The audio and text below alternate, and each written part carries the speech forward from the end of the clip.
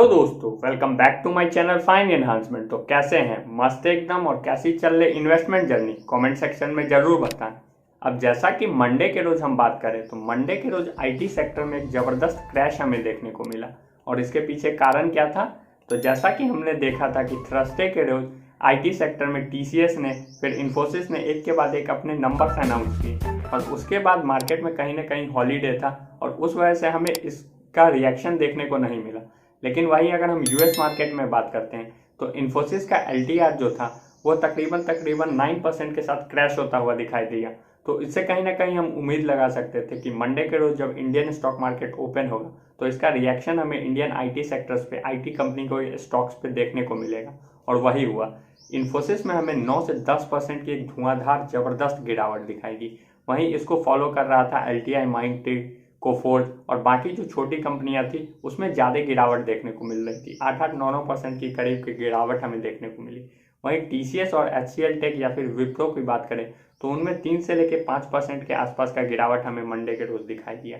और शुरू के इनिशियल फेज में मार्केट में एक अच्छी खासी गिरावट आईटी सेक्टर में देखने को मिली और पूरा का पूरा आईटी सेक्टर हमें क्रैश होता हुआ दिखाई दिया।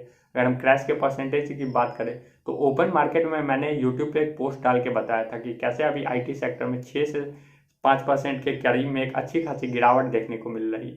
और क्या ये परमानेंट न्यूज़ की वजह से हुआ है या फिर टेम्पोररी न्यूज़ की वजह से गिरावट है? तो बिल्कुल अर्निंग्स का रिफ्लेक्शन था जो कि गिरावट के तौर पे हमें देखने को मिला। अगर अर्निंग्स अच्छी आती हैं तो मार्केट कंपनी को चेयर करता है और स्टॉक को स्काई रॉकेट बना के ऊपर लेके जाता है। लेकिन जहाँ पे कंपनी की अर्निंग्स वीक आए वहाँ पे फिर मार्केट उसे पीटता है और वहाँ पे बेरिश हमें दिखाई देता। और ये टेम्पोररी न्यूज़ की वजह से एक अच्छा खासा इन्वेस्टमेंट करने का मौका हमें देखने को मिल रहा था और उसी को फॉलो किया। जैसा कि कई सारे रिटेल इन्वेस्टर्स ने बताया और मैंने कई लोगों के कमेंट्स भी पढ़े कि उन्होंने काफ़ी अच्छी कंपनियों के अच्छे लेवल्स पे खरीदे हैं। तो मुझे ये जान के काफ़ी अच्छा लगा कि कम से कम इस गिरावट का लोग फ़ायदा तो उठा रहे हैं। अब इस आईटी क्रैश में हमें करना क्या चाहिए? देखिए, दो बड़ी कंपनियों ने अपने रिजल्ट्स अनाउंस किए आईटी सेक्टर्स के, टीसीएस और इन्फोसिस। इसके बाद अगर हम बात करें 20 को तो 20 को फिर हमें एचसीएल टेक्नोलॉजी के भी रिजल्ट्स देखने को मिलते हैं। फिर उसके बाद हमें परसिस्टेंट सिस्टम और उसके बाद एलटीआई, माइंडट्री, इन सब कंपनियों के भी रिजल्ट्स हमें दिखाई देंगे और उसके बाद मार्केट में हमें रिएक्शन देखने को मिलेगा। लेकिन अगर इन दो कंपनियों के रिजल्ट्स की बात करें तो कहीं ना कहीं एक्सपेक्टेशन को मिस कर रही थी ये कंपनी और इस कारण से हमें इस कंपनियों में गिरावट दिखाई दी। अब एक्सपेक्टेशन को मिस करना क्वार्टरली वाइज बिल्कुल लाजमी था। क्यों? क्योंकि बैंकिंग क्राइसिस उभरता हुआ देखने को मिल रहा था। और अगर हम टीसीएस की बात करें तो टीसीएस में गिरावट कम थी। इसके पीछे ये रीज़न था कि उन्होंने मार्केट की एक्सपेक्टेशन को काफ़ी छोटे मार्जिन से मिस किया था और इसलिए उसमें कम गिरावट देखने को मिली। वहीं इन्फोसिस की बात करते हैं तो उन्होंने एक्सपेक्टेशन को एक अच्छे खासे मार्जिन से मिस किया और इस वजह से हमें उसमें अच्छी खासी गिरावट दिखाई दी। लेकिन गिरावट के पीछे कारण क्या था? तो वही बीएफएसआई सेगमेंट का इन्फोसिस कंपनी में ज़्यादा होना, यानी कि जो वहाँ की मेनली बैंकिंग कंपनी है उसका जो काम है वो इन्फोसिस संभालती है और वो परसेंटेज 32% के करीब है और इस वजह से हमें ज़्यादा उसमें गिरावट देखने को मिली।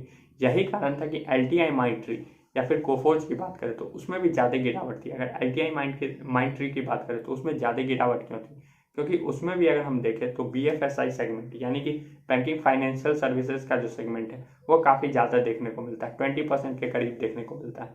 तो इस सब वजह से हमें ज़्यादा गिरावट देखने को मिल रही है। तो ओवरऑल इस आईटी सेक्टर के क्रैश में या फिर इस शॉर्ट टर्म के क्रैश में या फिर इस पैनिक वाले मोड में एज अ रिटेल इन्वेस्टर हमें या फिर हम जैसे इन्वेस्टर्स को क्या करना चाहिए?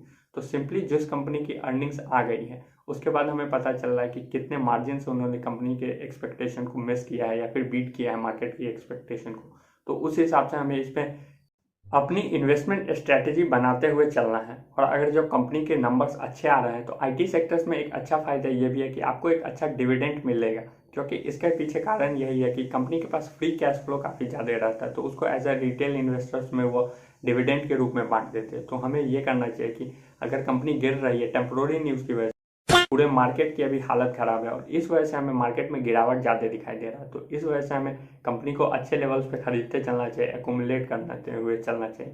लेकिन किन्हीं लोगों को अगर आईटी सेक्टर्स के अलावा किसी और सेक्टर्स में खरीदारी करनी है तो उसके लिए फिर क्या रणनीति आपको अपनानी चाहिए? तो सबसे पहला जो रणनीति है जो आपको लेके चलना है वो यही है कि आपको उस कंपनी के या फिर उस सेक्टर में किसी एक कंपनी के रिजल्ट का अनाउंसमेंट करने इसको पहले देखना है। जैसे कि बात करें अगर बैंकिंग सेक्टर में, तो HDFC बैंक ने अपने रिजल्ट अनाउंस किए, तो उसके बाद पता चल गया कि कंपनी के कैसे अब नियर फ्यूचर टर्म में कैसे रिजल्ट्स आने की एक्सपेक्टेशन है।